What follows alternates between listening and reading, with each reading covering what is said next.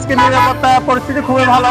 আমাদের আইন শৃঙ্খলা বাহিনীর 2 থানার আমাদের ভারপ্রাপ্ত কর্মকর্তা কিন্তু আছেন এখানে, আমাদের 5 থানার সোলোমান ভাই আছেন এখানে, বাইজিদের কামরুজ্জামান ভাই এবং ওনার যারা সহকারী আছেন সবাই সার্বিকভাবে সহযোগিতা করতেছে।